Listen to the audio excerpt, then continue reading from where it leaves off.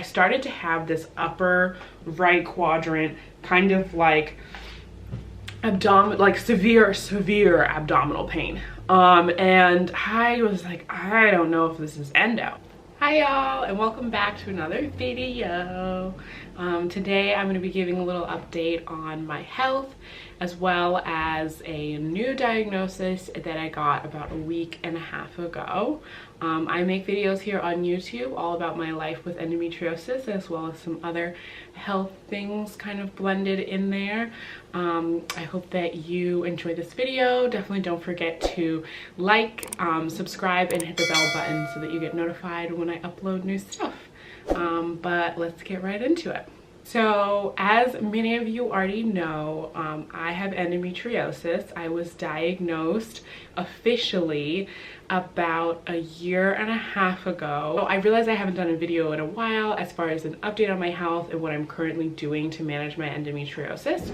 So I wanted to talk about that today, as well as a new diagnosis that I've gotten called Mast Cell Activation Syndrome that explains a lot of the symptoms that I was having and why the last year has kind of been the way that it was. So in the first part of this video, I'm going to talk about endo life, and the second half of this video, I'll talk about my new diagnosis. So since surgery, things have kind of ebbed and flowed. Directly after surgery, I felt a considerable amount of relief in my pain. I went from really being in a substantial amount of pain, being bedridden depending on where I was in my cycle, and like having trouble getting up and going about my day, to being able to move more freely. I was able to exercise a little bit.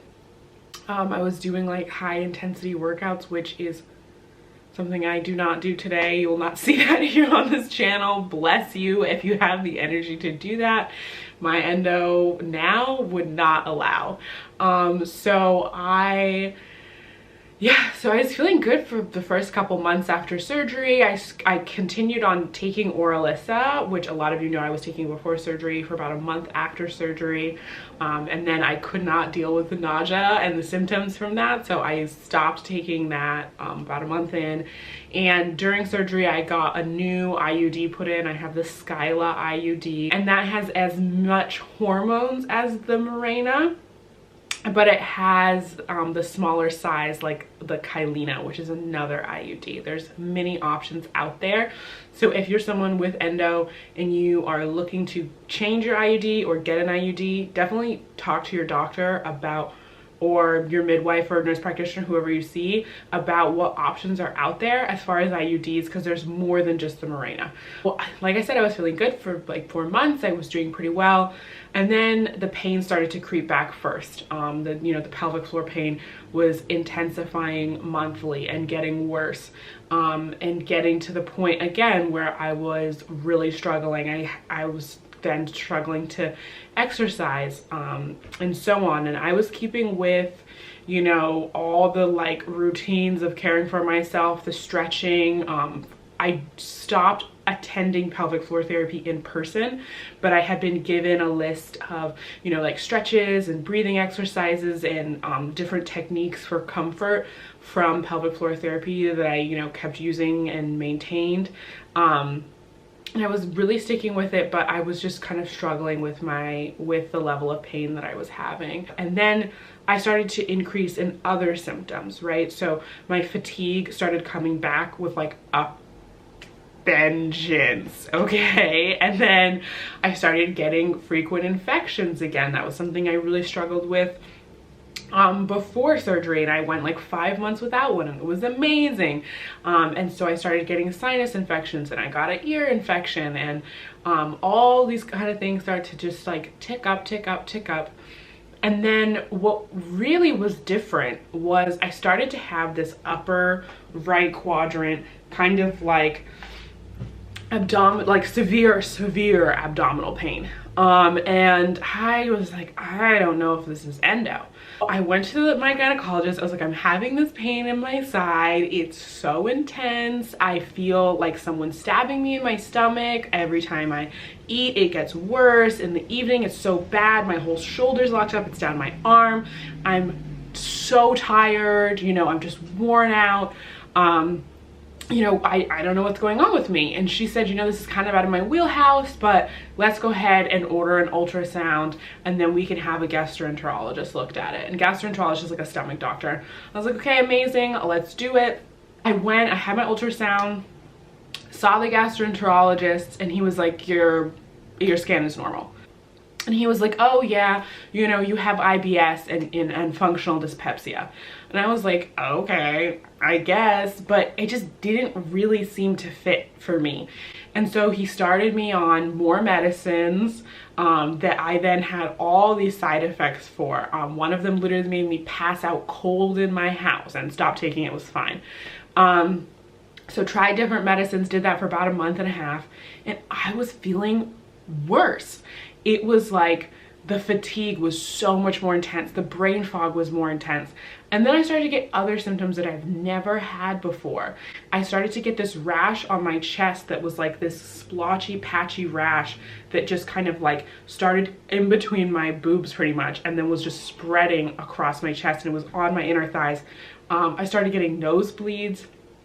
I've never had nosebleeds in my entire life since childhood. I've never had a nosebleed.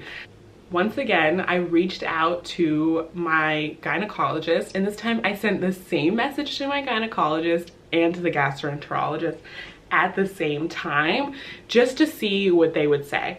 And the gastroenterologist was just like, oh, stop taking all the medicines that we prescribed, we'll wait for this to calm down. My gynecologist, within like 2 hours of me sending her a message on the patient portal, called me. We talked on the phone for like 45 minutes, and she was just like, this is sounding like, I mean, it could be endo in your diaphragm, you know. We talked about different options from the endo perspective, but then she was like, I really kind of think you should see a more general doctor that's really good with diagnostic stuff and have a conversation about this, because she was like, this is kind of like, this is edging into something new. So we got me set up to see a new doctor really quick. My doctor sent over the referral. So I set up to see her on telehealth, and she was fantastic. She was a general, you know, general physician. She was just awesome.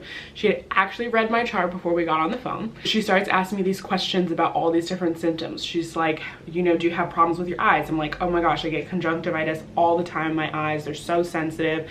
She's like, are you sensitive to smell? I am next level sensitive to smell. And for years I thought this was a hormone thing because of having endometriosis, that my hormones were sensitive. You know, she's like, obviously you have GI symptoms, obviously you have, you know, reproductive health symptoms. You know, she asked me about my nails. I say, oh, they're brittle, they break off all the time, I have to keep them short, I get little you know, white dots on them. And we just kind of went down through all these different things, and I had symptoms on all the different categories, you know, from having lost my hair, like I, you know, have mentioned in previous videos, to the nails, to the eyes, to the frequent infections, both sinus and like yeast and bacterial and all these different things. And, you know, I'm really prone to getting thrush in my mouth, and just like every single thing she asked about, I had something in that category. And she said, oh, I think you may have something called Mast Cell Activation Syndrome, sometimes also called Mast Cell Activation Disease. I am not gonna do explaining this that much justice. I'm just recently starting to learn about it in the last 2 weeks. But I will leave a link in the description box below to a website that explains it in far better detail than I can. But to try to summarize what it means, mast cells are cells in your body that are part of your immune response. And so when someone has like something come into their body that they're allergic to, mast cells kind of kick off this chain reaction to let your body know, oh, this is not good, you're allergic to this, go into anaphylactic shock, or expel this thing by throwing up, or, you know, having like diarrhea or whatever. And so what happens with someone that has mast cell activation syndrome is those cells don't necessarily fire appropriately, and they fire way too often. So these things in the air or on our skin or that we eat, my body's just freaking out constantly, basically thinking that it's a foreign invader and making me sick 24/7. So the way that she kind of said it, to put it as directly as possible is I'm basically having an allergic reaction all the time. This made so much sense to me. I have so much pain from endo, and endo is something that often happens, endometriosis happens commonly to people that have mast cell activation syndrome. They don't really know why. I haven't had the chance to do much research on it, but that tends to occur as well as interstitial cystitis, which I have, which is a painful bladder syndrome. That's very common to happen as well. Degenerative disc disease. I have degenerative disc disease in, I think it's L4 and L5, which is low back. I don't know if mast cell activation syndrome is the cause or the root of all of these problems. That being said, I'm really hopeful that it is. It seems like it could very possibly be one of the bigger issues that's causing some other things in my body to have such a large effect on my life. So for treatment for mast cell activation syndrome, I have to take a ton of antihistamines, so both Zyrtec and Prevacid, because Zyrtec is a histamine 1 blocker, which is a different type of histamine than a histamine 2, which is prevented or blocked by using Prevacid. So I will take both of those. I'm like increasing my dosage to get to a point of taking a lot of them, taking one of them both morning and night, the 2 medicines. And then in the future, I'll also start taking a medicine called Chromalin. It's like comes in a liquid form. I will ingest that before meals, 20 to 30 minutes before every meal. And that's a mast cell blocker that should help calm my stomach down. She also says it's something that people can literally like douche with, and it may make their reproductive, like their uterus and stuff like that, feel better, like their reproductive organs. And so if I'm having pelvic pain, I will likely try that as well. All of these things I'm sure I will be updating you on. After experiencing all of this, I feel like it's such an affirmation that if you think that something is wrong with your body, then keep pushing. And I have gotten questions on my last video, my endometriosis story video, about how did you ask your doctor to test you for these things. And I have at every turn gone back with new symptoms, said something's different, something's changed. This pain has increased. This new thing that I've never experienced before has now been added to the mix. I'm feeling this way at this point.